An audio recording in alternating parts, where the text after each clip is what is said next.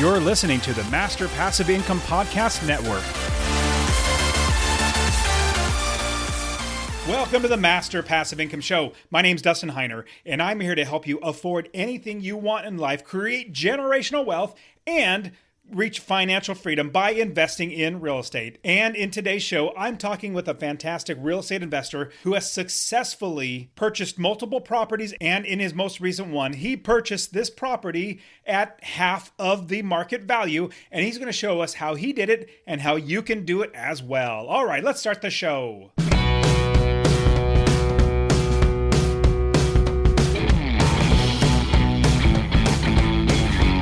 Welcome to the Master Passive Income Podcast, where we talk about investing in real estate with a special focus on making enough money so you can quit your job and live the dream life. And now, here is your host, Dustin Heiner.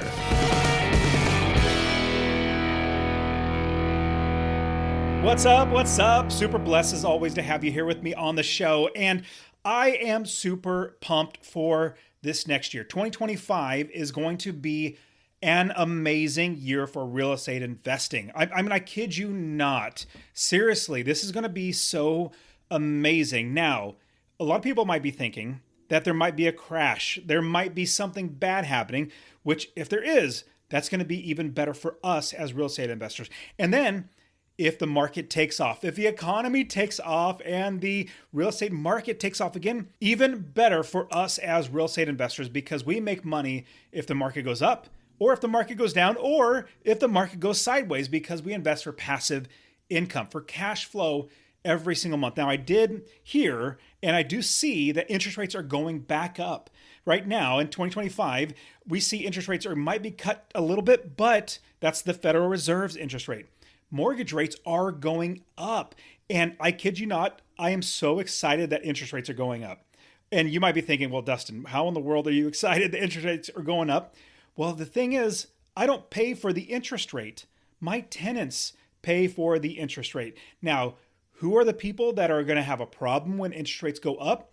Those are the people who do not know how to invest in real estate or did it the wrong way. I'll give you a quick example.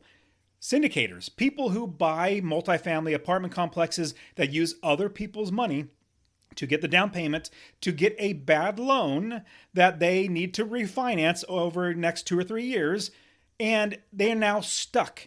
Honestly, so many of these companies are stuck. In fact, a big name in the real estate market, podcasting and community and stuff like that, his name's Brandon Turner of the Bigger Pockets. He was a part of Bigger Pockets podcast. Well, he has gotten lots of people to invest in his deals. And he says over 1,500 doors that he has now for his investing. But the sad thing is, he literally had to stop all his distributions because his companies and investments are not doing well. At least that's what I heard. I also heard that he might have to do capital calls or might be doing capital calls on his properties, which means he's going back to his investors saying, hey, you already invested one time, but we need more money out of you if you want to keep your investment, because these businesses are not doing well. These companies aren't doing well because our investments, we cannot refinance them because interest rates are so much higher now. And if we refinance it, we'll pay even more money. It's going to be bad. Well, this is what we do as real estate investors. We make sure that we make cash flow as well as we get good loans. We do not get these horrible loans that are going to make us go bankrupt, just like in 2008. See, I started investing back in 2006, and I saw this back then. People were going bankrupt because they were investing for speculation or hoping that the values go up in appreciation. Well, if you're a smart investor, we don't do that. We invest for cash flow, just like any business.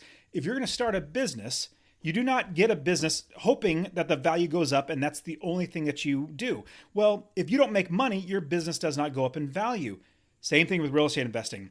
Now, with interest rates going up, these companies, these people, the syndicators who have done a horrible job for their investors, well, they're going to lose those properties, these 3, 4, 500 or more unit apartment complexes. They're going to be foreclosed on. Guess what? Guess who's going to come in there and buy these properties? Smart investors like you who know that what we do as investors is we do everything the right way. And I see in 2025, this is going to be even better for us as real estate investors if you're going to be buying single family homes. Now, if you buy a single family home, I just bought one that is a short-term rental property. It has an 8% loan. I bought it back in May. Well, with 8%, I still make money. If the rates go down, I refinance it and I make even more money. And if the rates go up, I'm going to be so glad I have 8% and it's going to be totally fine. See, you want to make sure that your bases are always covered. We are not prophets. We have no clue what's going to happen in the future. We might think what's going to happen, but in the end, we have no idea. What we want to do is protect ourselves all the way around. Also, in 2025, there's going to be so many great opportunities to connect with amazing real estate investors who are currently doing this and these experts that are my friends. I'm actually bringing them all together for the Real Estate Wealth Builders Conference. This conference is going to be in April 10th through the 12th, and you do not want to miss it. You must be here because every year we get investors coming. They connect with other investors, they learn how to invest, and they get motivated, and they make deals happen. In fact, the person that I'm bringing on this show today, right now, he came to REWBCON, and after REWBCON has been doing such an amazing job in his real estate investing because of REWBCON, because of the Real Estate Wealth Builders Conference. Connected with so many other great investors, got other people to be working with him, as well as decided it was time to make a change. And so right now, I have a promotion. I want to give you 20% off of the Real Estate Wealth Builders Conference. I kid you not, you need to be here. This is the way that you're going to be connecting and growing and getting success in your real estate investing. I'm going to be there, as well as 40 plus of my friends, other expert real estate investors, literally coaching you how to do that. In the description, I'll have the link. If you go to REWBCON.com, REWBCON.com, and use the promo code, special promo code just for this new year, is ROCK2025, all one word, ROCK 2025, and you'll get 20% off of your pass. And the pass is actually going up January 1st. The price is going to go up, and it's going to continue to go up over the coming weeks and months until the conference date. So you want to lock in your success right now. Lock in and secure your pass to the Real Estate Wealth Builders Conference and honestly change your life. You need to be here. And I've gotten so many people successfully investing in real estate, being a part of Master Passive Income, listening to the podcast, and we're going to REWBCON as well as REWB Club, the clubs that we put on, the monthly local meetups that we have. Honestly, this is all for you. If you don't take advantage of this, then honestly, you're going to have another day, another week, another month, and another year go by without you changing your life for the better. Imagine it's 2025 now. Imagine 2028, you being successfully unemployed, you never having to go to work again because you worked your tail off. And with that work that you're going to be putting in, you're going to become a successful real estate investor, just like the student that I'm bringing on right now. He successfully has bought multiple properties, and his most recent one, he got almost half off of the market value. And he's going to show you how he did it. Now, this is not something that's unique to him, even though you might hear, hey, this is really unique to you. No. This happens all the time to our students because once people know that we're real estate investors, they want to work with us. And as more people that we tell that we're investors, friends, family, coworkers, anybody that we're investors, deals come our way. And when you come to the Real Estate Wealth Builders Conference, when you go to REWB Club, or you start just sharing with people that you're a real estate investor, and you share some of this podcast and say, hey, I want you to listen to Dustin's podcast. He's showing people how to invest in real estate, and he's literally doing it for free on the podcast. He wants to help 1 million people to invest in real estate. That is how you are going to get more and more people to want to work with you, sell you their properties, invest in your deals because you're a real estate investor. Now, this is an amazing episode where he's going to show you how you can invest successfully. I have one of my students of the Master Passive Income tribe that we have, the group coaching. Now, let's get into today's show where I interview a Master Passive Income tribe member, John Plushet, who's going to show us how he successfully is investing in real estate after coming to REWBCON. He's going to show you how to do it as well. All right, here we go. John Plushet, thank you so much for being on the show, John. Hey guys, thanks for having me. Man, this is so terrific that you started investing, have properties now, are making money, and now you're also wanting to help people with having a monthly meetup. So, talk to me about like what are you doing right now in your real estate investing, and how is that helping you to buy more real estate? How are you getting more cash flow and all that sort of stuff? Yeah, I feel like just kind of going through the course, sticking with the basics. I have two rentals right now, both recently purchased my first year as a student, making sure it hits that 250 cash flow mark that you talk about. And if you want, I can just go ahead and dive into the numbers real quick if that works for Well, you. before we jump into the numbers, so you're not you weren't born with wealthy. Like you had you're a normal, regular, everyday people, just like Oh everybody yeah, listening to man. the show. So where did you come from? Like were you working a job before, and what made you want to get into real estate investing? Yeah, so originally I'm from New Orleans, and Grant Cardone actually talks about this. I feel like living in New Orleans, Louisiana, I was kind of surrounded by a very poor mindset. So actually, once I made the move to Colorado, Denver specifically after Hurricane Ida, that's kind of when I started thinking bigger. Read The Rich Dad Poor Dad, read Think and Grow Rich, and then I had a job as, or still in it, as a civil engineer, and I have a far commute. So I was like, one day I was like, all these real estate guys have like so much financial freedom. I want to learn more about this. Got on my Spotify and then found your podcast and just went all in 100%. I love it. I love it. And honestly, I love having a podcast. I've had it since 2015, I think is when I started it. And it's just so much fun being able to, and it's interesting where I'm talking to a microphone and there's lots and lots of people that listen to it, but I try my best to talk to the one person that's listening because there's always only one person listening at the end of the podcast and showing them that like, man, it's not as unattainable as people think it is. I think it's kind of hard to invest in real estate, especially if you didn't grow up wealthy and all that sort of stuff. But it's so much easier than that. So you dive into the podcast, you start learning that it's absolutely possible. It's not rocket science. And what made you want to actually, join the coaching and being part of everything we're doing here at Master Passive Income, helping you to get that first property? And now you have two properties, which is great. Actually, you, Dustin. So, like you, I'm a hardcore Christian. I felt like every time you talk about your faith, it really motivated me. Uh, have a lot of similarities. I played college sports too. I played rugby at LSU.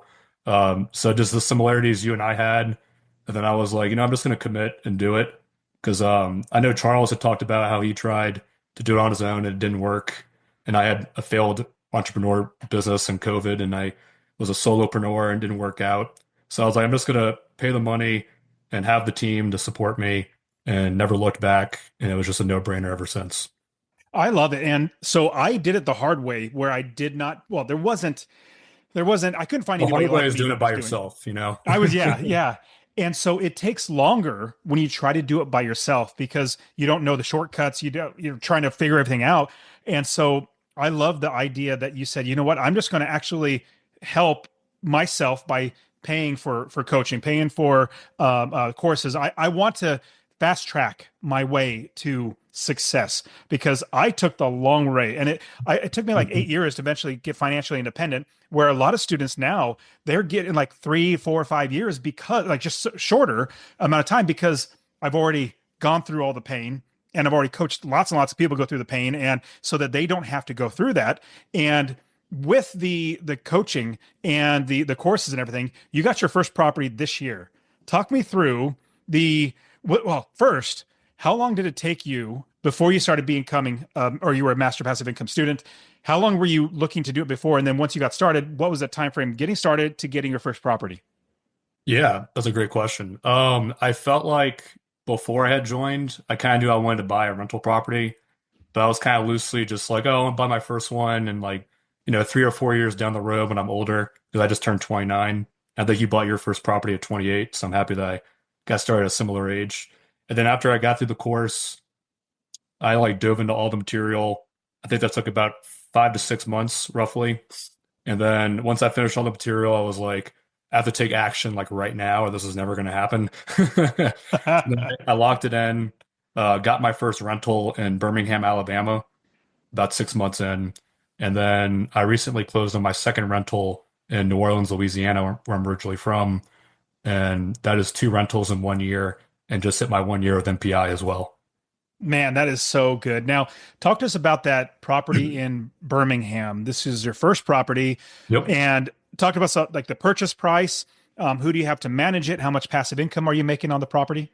And I want to pause for a quick second and share that honestly, I really want you to invest in real estate. Now, my new goal is to help 1 million people invest in real estate. So, two things I would ask from you. Number one, if you get anything out of this episode, please share it with somebody else. Just say, hey, check out Dustin and Master Passive Income. He really wants to help 1 million people to invest in real estate. That's number one. Number two, I want to get you to invest in real estate. Get my real estate investing course absolutely for free. Text the word rental, RENTAL to 33777. Rental to 33777. I'll literally give you my course, show you how to find an area of the country to invest, how to build the business first. I always talk about that, and how to find the right properties, how to make sure you're getting experts to do the work for you, and scale the business to where you're making $250 or more in passive income. Scale it up to quit your job. I'll literally get to you, or go to masterpassiveincome.com/free course. Obviously, it'll be in the description, but I really, really want you to invest in real estate, because the more that actual, normal, everyday people own real estate that are good landlords, the better everybody's life gets. See, I'm a numbers guy too. I have it all written down, ready to go. My first rental, Birmingham, Alabama, bought it for $153,000. Found a fantastic property manager who's made the whole process very seamless. The passive income right now is $260 a month. And then I'm applying the shred method, who you interviewed Adam Carroll with recently. So I'm doing like a baby shred where the extra cash flow goes to like shredding the principal of the loan. That's fantastic. Now, I love the idea of shredding, getting out of debt. There's also a quick little thought that if that little extra cash flow that you might have, you could be saving that to buy the next property, and then snowball it once you buy, keep getting more and more properties to make more and more money to then pay off your loan. But I think they're both great strategies, and it really just depends on your risk tolerance and your financial goals. Like, my goal was to, as quickly as I can, get as many properties, and I didn't have lots of options. In fact, I didn't know about the shred method back when I was doing this, and I probably would have been doing that. But I kept borrowing money. Eventually I had enough properties where I could pay off the loans, just literally pay them off, which was just a blessing to have. Okay, so $263 every single month, which is amazing. Great job there. And then shredding the mortgage, which is good. Do you have equity in that now? Do you feel like you have a good amount of equity? Definitely. And I did 20% down conventional, like you recommend. Side note, I also got it through a vendor at Rube Club, or yeah, that was the one in St. Louis, right? Yeah, REWBCON, yes. REWBCON, yes. Yeah, so many Rubes. At REWBCON, it was literally the day after REWBCON in St. Louis that I closed on the property. I was Wow. already talking to the vendor, but I wanted to meet them face to face just to kind of have some peace of mind before locking it in. And Man, then I that was is just so so amped from fantastic. REWBCON. I was like, I have to take massive action like right now. And that was when I got my first property. So it all I worked love out. it. And that's the thing about REWBCON is you get so much great information, contacts, energy, and Yep. excitement that if you don't take action, just like always, like your world gets back into, swing of things of life, and life starts to hit you again, and you kind of push it aside. Well, if you take action right after REWBCON, or right after you get that sense like, I need to do it, if you make yourself do it, my goodness, it just makes it so much easier in the future. Okay, so you have this one property, you have equity in it now, which is terrific, and then making cash flow. And then you get your second property. And I want you to walk us through how you captured so much equity. Oh, I think yeah. it was $80,000 in equity. And $80,000 equity capture. Yep. yes, and this is in Louisiana. Talk us through this entire process. And I have a couple questions I want to ask you. Sure. Let's see. Yep. So second property, as I mentioned, it's in New Orleans, Louisiana. I bought it for $130,000. And this one is a little special because it came about in a very organic way. Thanks to Dustin's advice to always talk about real estate and tell people you're a real estate investor. That's kind of how I got the deal. So this property belonged to my family, and it had a long-term tenant who's a family friend, and they wanted to sell the property, but they didn't want to displace the tenant. So I honored the tenant's rent and got the property at a great deal with $80,000 equity capture. And then the brownie points on top of that deal, the money that we got with the deal helped my mom to buy a home to retire in So it was a win-win-win scenario My for the goodness. unit, And the for tenant me, there and for is, her. yeah, the tenant's still at a good rate, or, for rent. You bought it to where you're still have some passive income coming in, and it's a good, really good property. And then your mom has a house now. Wow. That's Yep. So it's exciting. as Michael Scott says, it's a win-win-win scenario. Love it. And so somebody, and I'm glad that you started this story about you getting this property with that. It's not uncommon for something like this to happen. Somebody might say, well, John, you had a family member that had this. I don't have that. Well, you would not have gotten this deal if you were not already investing and if you were not telling people that you were investing, doing the things that you know that you need to do, obviously through the coaching and everything, walk you through. This is how we get deals because we are talking to people. We're getting our name out there. It might not be a family member. It might be a business that you go and visit and they have a property that like they're just tired of and you're just talking about investing in it. Hey, I have a property I might want you to buy. And so when you're out there talking to people, letting people know that you're an investor, you're putting little lines of fishing lines out there, fishing poles with lines out there trying to fish for a home. And so eventually you might grab one, or you hopefully will grab one the more lines you put out. Now, is there any lessons in both of these properties that you've learned along the way that you can share with everybody? Yes, I would say one of the biggest challenges, I feel like everybody kind of goes through this. It's really normal. The two words analysis paralysis. So I had that. It's easy to overthink every decision, especially when buying your first rental property. And if it's an out-of-state rental, that can be a little intimidating at first for a, first-time buyer. But I've learned that if the numbers work and you have a great team, such as a great property manager, you can really push through the doubts and build momentum. So that first deal I had in Birmingham, I've never seen it. My grandmother thinks I'm insane because I've never seen it, but I don't need to see it because I'm confident because my property manager is so good. So I would say just push through that analysis paralysis, make sure the numbers work, and build a great team. And you can easily push through and do what I did and buy two properties in 1 year. And And like, making and like Dustin yourself, mentioned, he keeps it pretty simple blueprint to follow as well. yeah, as best I can, because I'm a methodical, like step by step person. You just give Yeah, me a list same. of things to do. Yeah, I'll do it. Say X, Y, and Z. In fact, anybody that wants me to do something, like I said, would you please email me a list of the things I do, and I'll knock them out. But like that's how I think, and so that's how I created everything. And I like the idea of what you did. So you also went to REWBCON, get more encouragement, get more education. You're a part of Master Passive Income. How was it getting past the analysis paralysis when you had the step-by-step system, you had calculators, you even had group coaching with me and everybody else? Did that help you get past the analysis paralysis?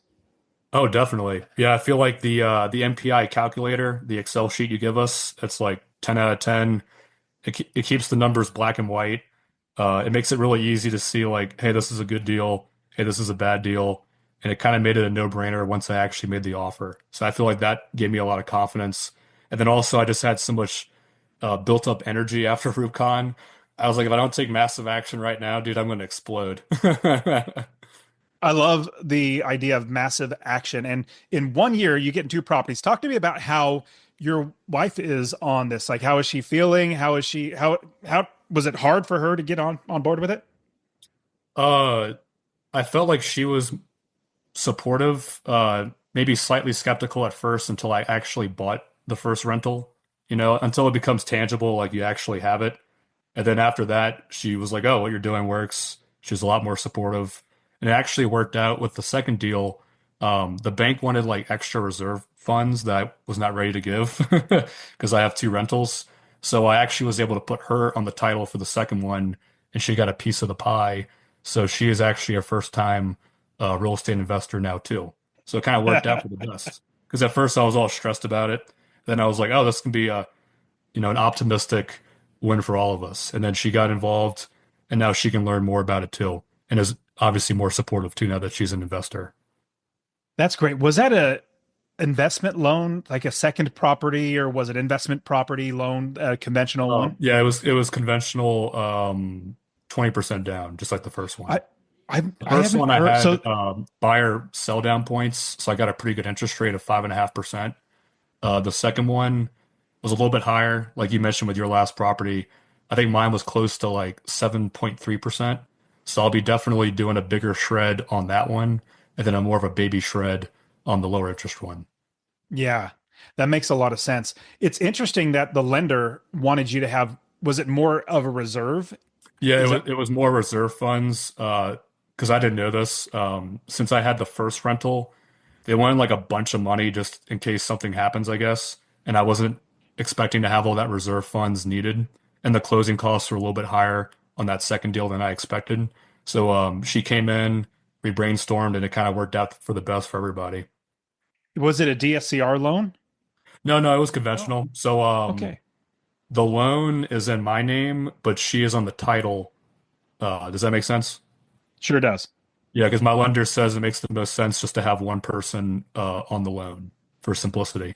And then when we buy our own personal residence in the future, she will be on that loan, but I'll be on the title.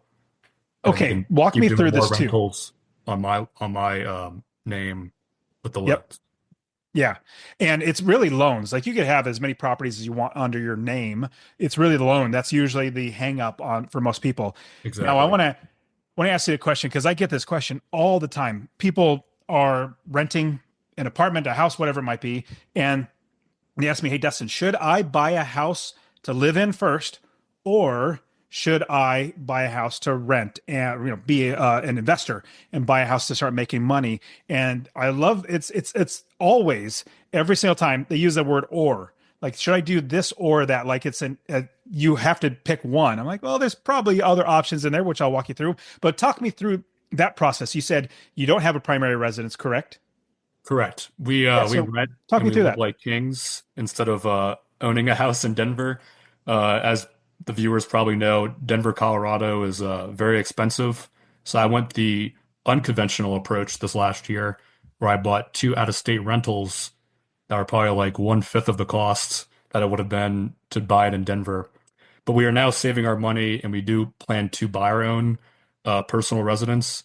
And if we find the right property, I would like to do a house hack and have a tenant in the basement because there are some single families in Denver that do have basements that are pretty good for like Airbnb or just a long-term tenant.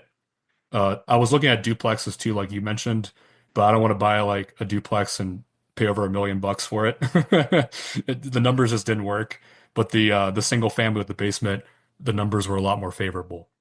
I have a friend that lives in Denver, one of the cities around there. I can't remember exactly which city it is, but in the Denver area. And he has a basement and he Airbnbs that. Like it has its own access to the outside. It has stairwell to go up to the top. And he decked it out. Looks really, really nice. Even has a rock climbing wall in there because Oh he, wow. yeah, he likes rock climbing. It's another, I like rock climbing um, too, so that's pretty cool. He did yeah, that. amenity that he has, a hot tub as well, but he keeps it rented and it's generating money to pay for his mortgage. And it is like, this is great. All I got to do Exactly. is make sure I lock my door so they can't come up into Right. the top, and they just come and they make a lot of money. So that's great. Now, what is your plan to grow investment properties? Not say the primary. The primaries are great. We're going to go down that route. I think it's brilliant if you can go that route of having house hacking. With that, what about buying out of state? What's your plan either for to get more cash, find more properties? Yeah. So my current plan, as I mentioned with the shred method, reducing the debt on my two rentals and pay off other expenses like an engagement ring because that was not exactly a small purchase. And then later on, once I'm shredding the debt on the New Orleans property, I think the rates will probably go down a little bit with the election and all that fun stuff. And I'll probably do a cash out refinance and use that money to buy more rentals while also saving up my money to buy our own single family personal residence.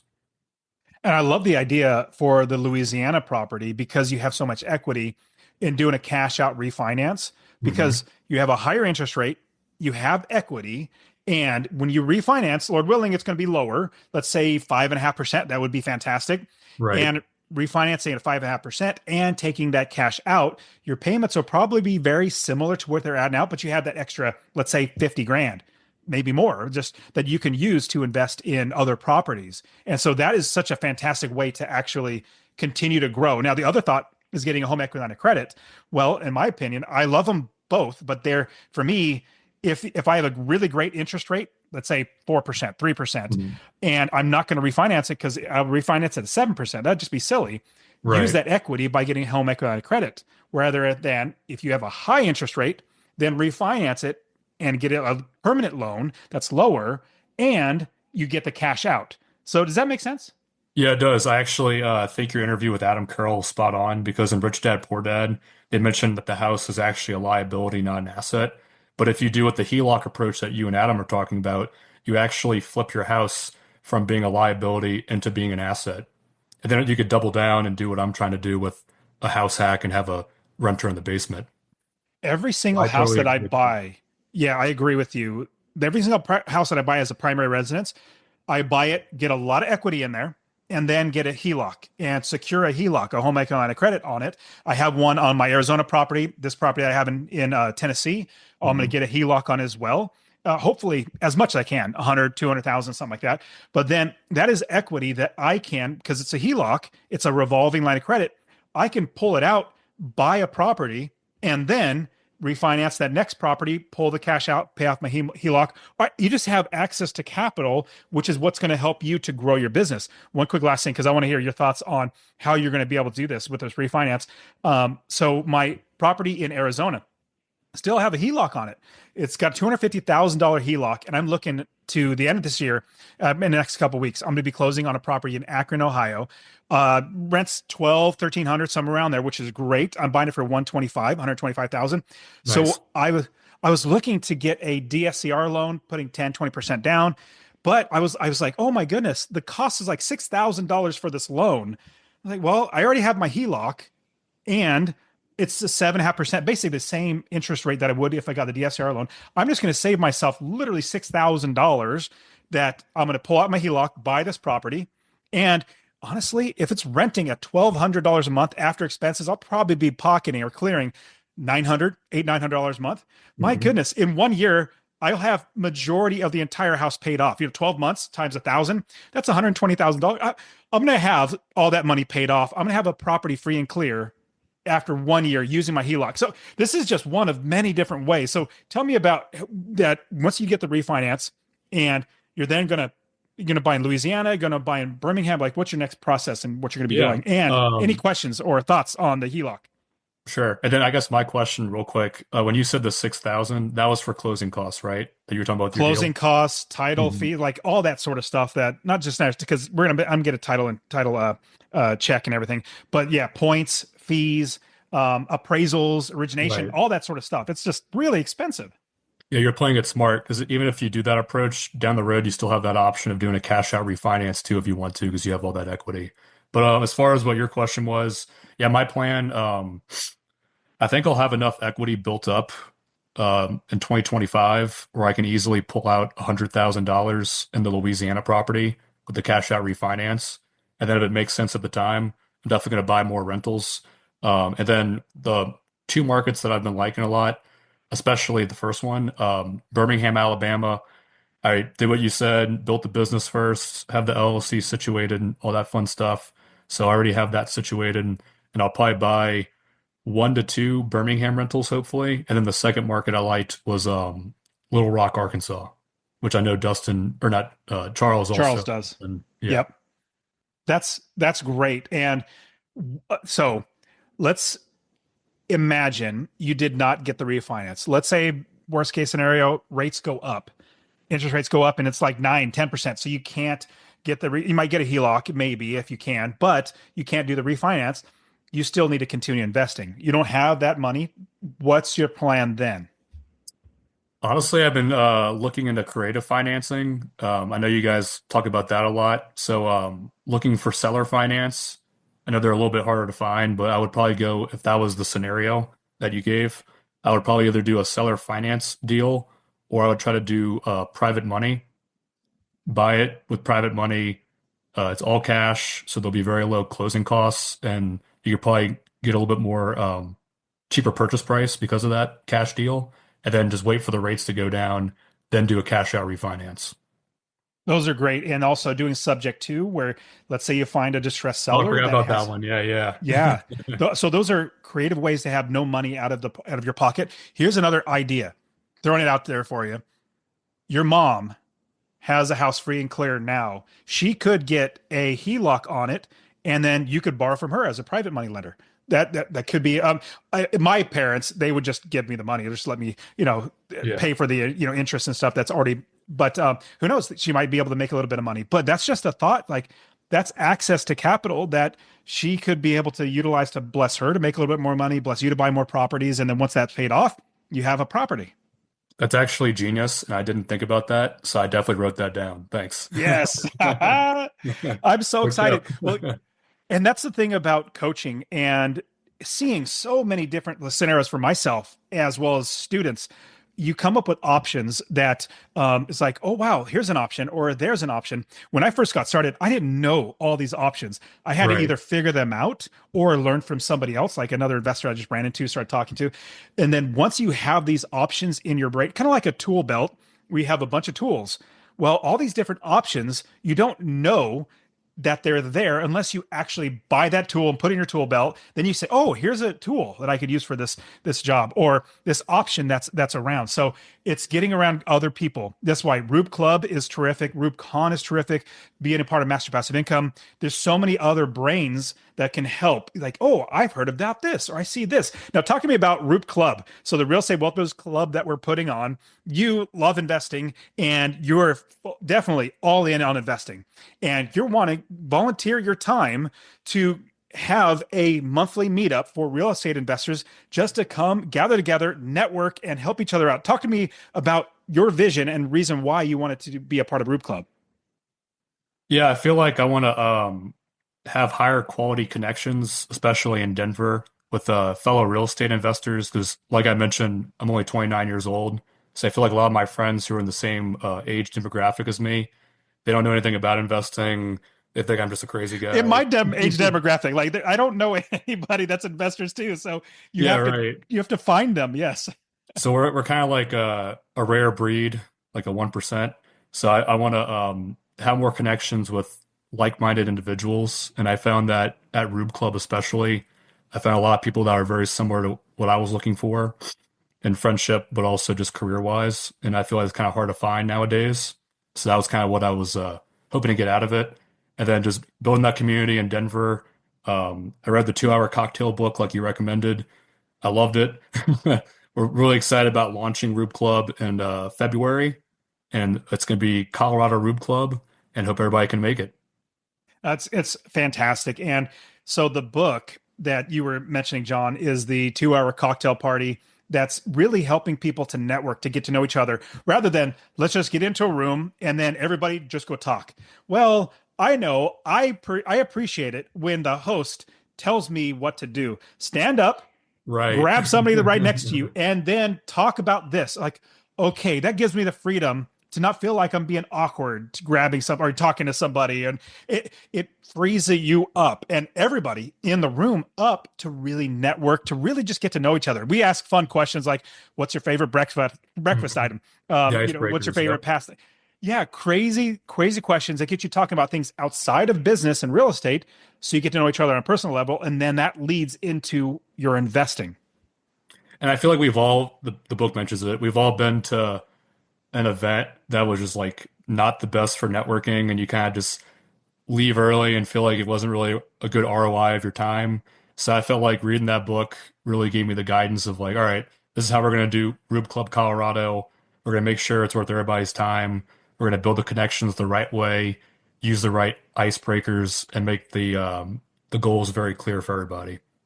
I love it. And you know what's fun, John? So, I and my walk with the Lord, I've been a part of so many churches. Well, sorry, I've been in probably three churches, been elder, been a pastor, started like dozens of ministries, and ran and led thousands, literally thousands of people in Oh, wow. not just serving but leaders. Like I've been leading them and they're doing the work. So I've been blessed to be a part of lots and lots of great churches that I'm blessing to be a part of, or I'm blessed to be a part of. But then I thought, you know what, I actually really appreciate the idea of having a home church where we bring people in the home and we don't grow outside of our house. So maybe we get 5 families, and that's the max we can grow.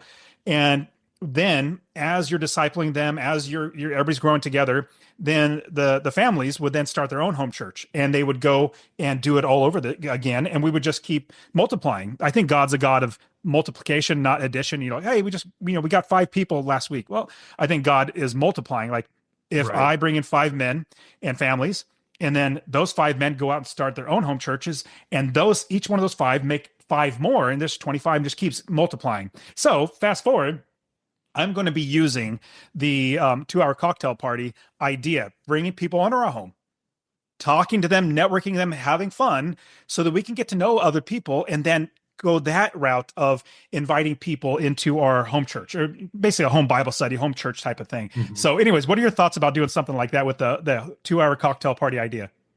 I think that's genius. Yeah, I think because I have made a couple of like high quality relationships in my church, Foothill Church in Denver, and I feel like that's like one of the more high quality people you can ever meet is a fellow follower in Christ. So I think what you're doing is genius and definitely a great idea.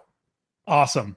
Well, John, this is so terrific. I absolutely love that you are investing. Love that you're a part of everything that we're doing here at Master Passive Income and REWBCON as well. So for everybody listening, we want you to come. We actually have 3 different Rube clubs right now. We're going to be starting more as the Lord blesses us to find great people that are going to be running them. I'm not going to be going to every single city all month. I'm not going to be doing that. But we have to have great people. But right now we have Charlotte, Phoenix, and now starting up in Denver. When you hear this, Denver's going to be starting up. And we're going to be growing out more, but you can go to rubecon.com/Rube Club, or it'll be a link on rubecon.com. There'll be a link in the description, but we want you to come and hang out with us and experience what it's like to really just be a part of a family. That's really what we try to do with Rube Club. REWBCON, Master Passive Income, is saying, hey, just think of us like your next door neighbor who just found a way to make money, and we're just trying to help you out. So, John, this is fantastic. I really, really appreciate you on the show, man. Thank you. Can I give my final advice to the group? Oh, please do. Sorry to cut you off. Absolutely. No worries. I wanted to leave an action item for the group. My advice to anyone listening is simple. Start talking about real estate and surround yourself with the right people. Your next deal might come from an unexpected conversation, just like mine did. I love it, John. You're doing great, man. And I'm super pumped to hang out with you at REWBCON and Rube Club as well. So I appreciate you, man. Thanks for being on. Thanks, Dustin. And that is it for today. Go ahead and get my free real estate investing course. Text the word rental to 33777, RENTAL to 33777. You can also join my Real Estate Wealth Builders group coaching. Get all my courses. All right, guys, we'll see you in the next show. See ya.